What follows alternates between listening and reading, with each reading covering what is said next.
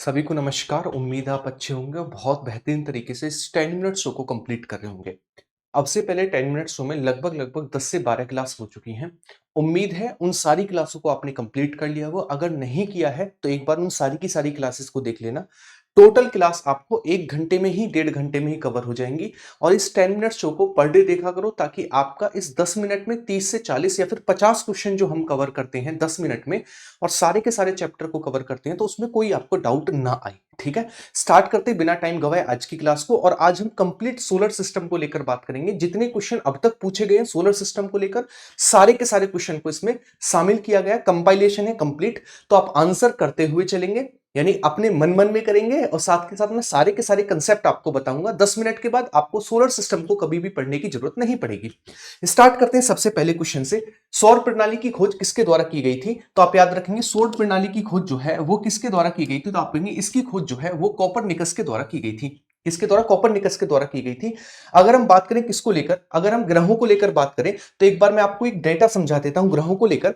सबसे पहले आता है सूर्य। सूर्य से बढ़ते हुए क्रम में हमारे पास कुछ ग्रह आते हैं, जैसे मरकरी यानी बुध, उसके बाद वीनस यानी शुक्र, अर्थ, मार्स, जुपिटर, सैटर्न, यूरेनस और नेपच्यून। कभी कभी इनका क्रम लगाने के लिए दे देता है, लेकिन अगर आकार को लेकर बात करें तो आकार में सबसे बड़ा है हमारे पास जुपिटर यानी बृहस्पति, उसके बाद शनि, उसके बाद अरुण, उसके बाद वरुण, उसके बाद पांचवें पर हमारी पृथ्वी आती है, फिर मंगल और फिर बुध। ठीक है ना, तो ये हमारे पास ग्रहों का क्रम है आकार के आधार पर। अगर हम बात करें किसको लेकर, पृथ्वी को लेकर, तो पृथ्वी पांचवा सबसे बड़ा ग्रह है आकार में। कौन सा? पृथ्वी पांचवा सबसे बड़ा है ग्रह आकार में। इसके अलावा पृथ्वी के सबसे नजदीक का जो ग्रह है वो हमारे पास शुक्र है। कौन सा? शुक्र है। शुक्र का आकार लगभग पृथ्वी के बराबर है, इसीलिए इसे पृथ्वी की जुड़वा बहन। इसके अलावा यह सबसे गर्म ग्रह भी है, इसीलिए इसे शाम का तारा, भोर का तारा, पृथ्वी की जुड़वा बहन, सुंदरता की देवी आदि नामों से जाना जाता है। यह है मार्स ग्रह। मार्स ग्रह जो है इसके दो उपग्रह है, फोमोस और डीमोस, है ना। फोमोस और डीमोस। डीमोस पूरे के पूरे सौरमंडल का सबसे छोटा उपग्रह कहा जाता है।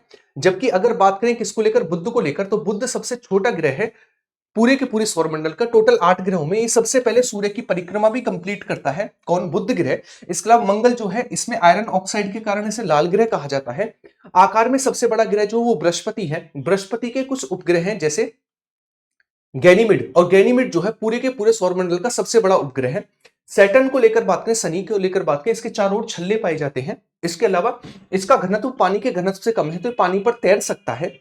उसके बाद आता है यूरेनस और नेपच्यून।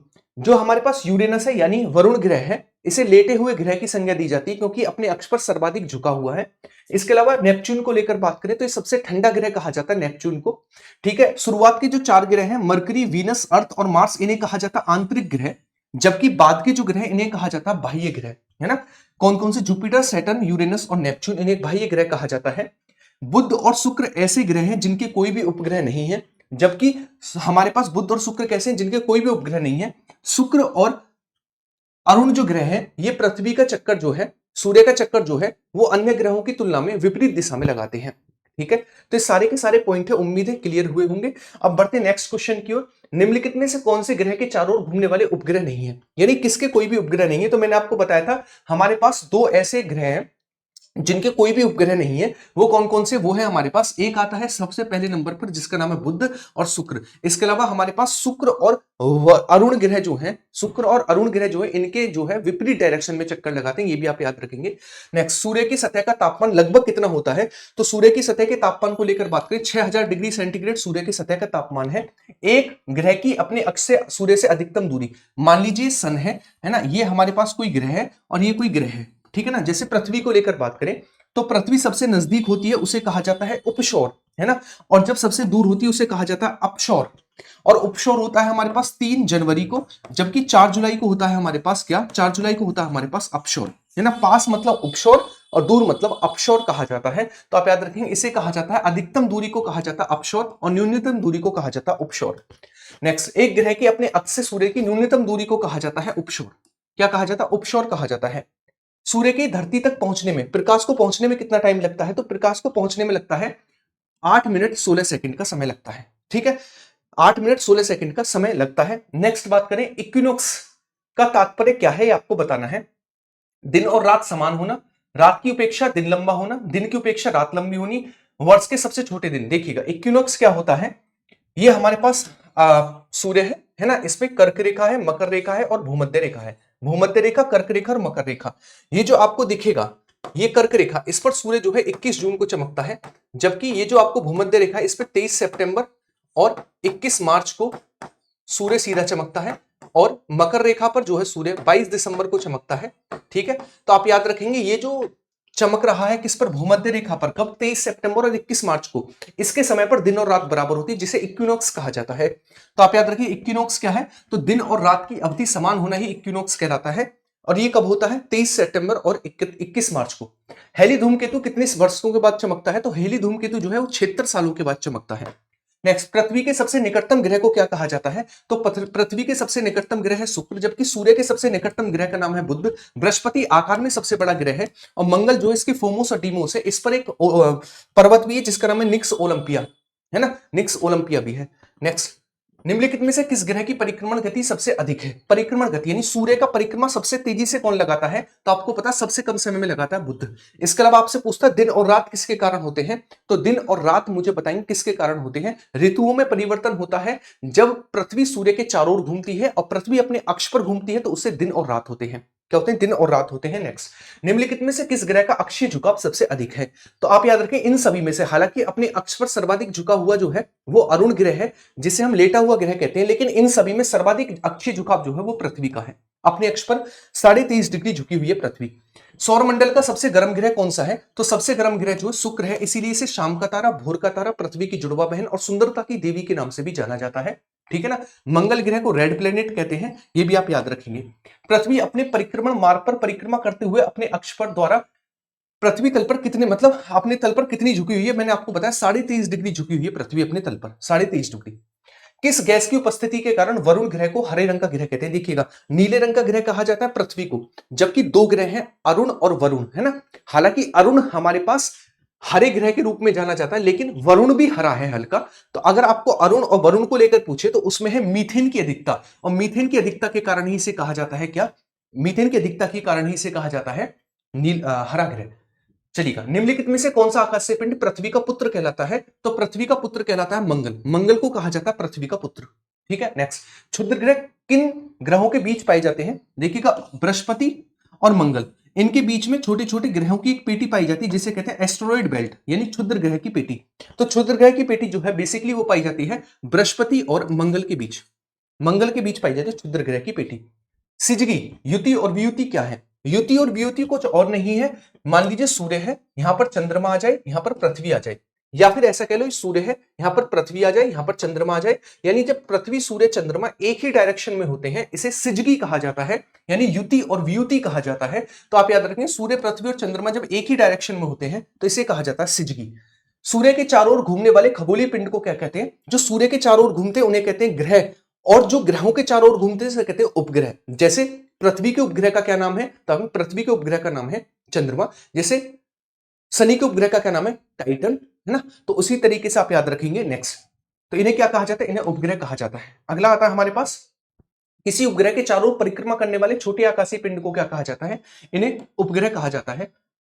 ठीक है ना, सॉरी, इन्हें ग्रह कहा जाएगा और इन्हें कहा जाएगा उपग्रह। ठीक है, गलत टिक हो गया। ग्रहों की गति का नियम किसके द्वारा दिया गया था, तो ग्रहों की गति का नाम नियम जो है वो केपलर के द्वारा दिया गया था, केपलर के द्वारा। सौरमंडल में कुल कितने ग्रह हैं, तो मैंने आपको बताया 8 ग्रह हैं। कौन कौन से, बुध, शुक्र, पृथ्वी, मंगल, है ना, बृहस्पति, शनि, अरुण और वरुण। ठीक है, सबसे छोटा बुध है, जबकि सबसे बड़ा कौन सा, बृहस्पति है। सूर्य से बढ़ती दूरी के अनुसार कौन सा ग्रह का सही क्रम है, तो मैंने आपको बताया बुध, उसके बाद कौन आता है, शुक्र, पृथ्वी, मंगल, बृहस्पति, शनि, अरुण और वरुण। तो बुध, शुक्र, पृथ्वी, मंगल, सबसे पहला ऑप्शन ही हमें दिया गया है। नेक्स्ट आगे की ओर बढ़ते हैं, अगले क्वेश्चन की ओर। तो अगला क्वेश्चन आता है हमारे पास, ये रहा, आप इसका आंसर करेंगे। अंतरिक्ष में कुल कितने तारामंडल हैं, तो आप याद रखें अंतरिक्ष में कुल 88 यानी 88 तारामंडल है अंतरिक्ष में कुल। निक्स ओलंपिया कोलंबस पर्वत किस ग्रह का है, ये लगभग लगभग हिमालय से भी 3 गुना ऊंचा है ना, एवरेस्ट से भी 3 गुना ऊंचा है। तो ये हमें देखने को मिलता है कहां पर, ये हमें देखने को मिलता है मंगल पर, निक्स ओलंपिया। पार्थिव ग्रह की संख्या कितनी है, तो पार्थिव ग्रह यानी आंतरिक ग्रह, जैसे बुध, शुक्र, पृथ्वी, मंगल, इन्हें कहते हैं पार्थिव अथवा आंतरिक। और बाह्य ग्रह किसे कहा जाता है, बृहस्पति, शनि, अरुण और वरुण, दोनों 4-4 हैं, आंतरिक भी 4 है और बाह्य भी 4 है। ठीक है, तो आंसर होगा हमारे पास 4, कैसे हैं 4 हमारे पास पार्थिव ग्रह है।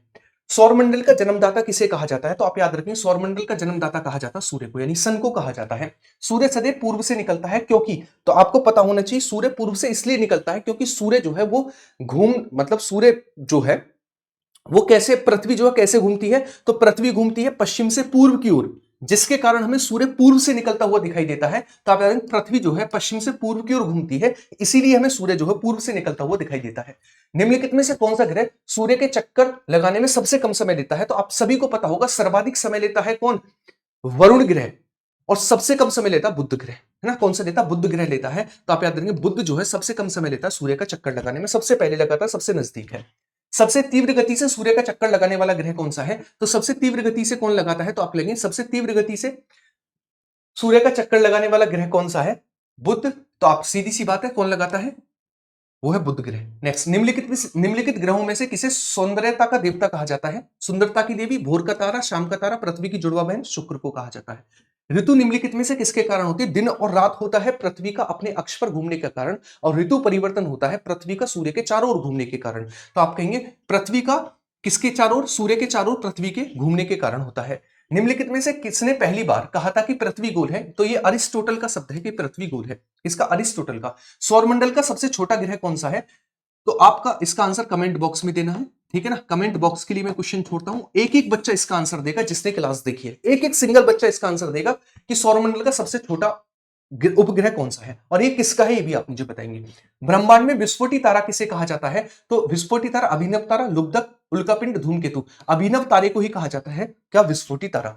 निम्नलिखित में से किनके बीच की औसत दूरी को एक खगोलीय एकक कहा जाता है? खगोलीय एकक मतलब खगोलीय दूरी कहा जाता है। तो सूर्य और पृथ्वी के बीच की दूरी को कहा जाता है खगोलीय दूरी। तो आप याद रखें पृथ्वी और सूर्य के बीच की दूरी को कहा जाता है खगोलीय दूरी। नेक्स्ट, मध्य रात्रि का सूर्य का क्या अर्थ है? तो सूर्य का ध्रुवीय वृत्त पर अधिक समय तक दिखाई देना ही क्या कहलाता है? मध्य रात्रि का सूर्य कहलाता है। पृथ्वी के सर्वाधिक निकट कौन सा ग्रह है? तो पृथ्वी के सर्वाधिक निकट ग्रह का नाम है शुक्र। शुक्र सबसे निकट है, इसीलिए इसे कहते हैं पृथ्वी की जुड़वा बहन। पृथ्वी अपने अक्ष पर घूमती है, तो अब मैंने आपको बताया था पूर्व से निकलता हुआ इसलिए दिखाई देता है क्योंकि पृथ्वी अपने अक्ष पर पश्चिम से पूर्व घूमती है, पश्चिम से पूर्व घूमती है। नेक्स्ट, आकार की नजर से सौरमंडल में पृथ्वी का कौन सा स्थान है? तो देखो पहले पर बृहस्पति, शनि, अरुण, वरुण, फिर आता है पृथ्वी, है ना? फिर आता है शुक्र, फिर आता है मंगल, फिर आता है बुध। तो पृथ्वी का कौन सा स्थान है? पांचवा स्थान है। कौन सा? पांचवा स्थान है। क्लियर है? तो ये हुए हमारे पास 42 क्वेश्चन किसको लेकर? सौरमंडल को लेकर। उम्मीद है ये क्लास आपको बहुत अच्छी लगी होगी, बहुत अच्छे से आपका रिवीजन हुआ होगा। जो मैंने आपसे क्वेश्चन कमेंट बॉक्स में पूछा उसका आंसर आप मुझे करेंगे, और साथ ही साथ ये बताएंगे आप सभी को क्लास ये कैसी लगी। ठीक है, तो मिलते हैं नेक्स्ट इसी तरीके की क्लास में। उम्मीद है ये आपके 10 से 12 मिनट जो है बहुत ज्यादा एग्जाम में हेल्प करेंगे। और जो मैं इस 10 मिनट शो को चला रहा हूं, यकीन मानिएगा इन चीजों को करने में आपको 1.5 घंटे 2 घंटे लगेंगे, और खुद से करने बैठ गए तो हो सकता है पूरा दिन ही निकल जाए एक चैप्टर करने में। तो 10 से 12 मिनट आपके लिए बहुत हेल्पफुल रहेंगे। इसकी पीडीएफ आपको टेलीग्राम पर मिल जाएगी, जिसकी लिंक आपको कमेंट बॉक्स में पिन मिल जाएगी। तो वीडियो को लाइक करना नहीं भूलेंगे, शेयर करना नहीं भूलेंगे, जो मैंने आपसे पूछा उसका कमेंट बॉक्स में आंसर जरूर करेंगे। बाय बाय, टेक केयर, मिलते हैं नेक्स्ट क्लास में।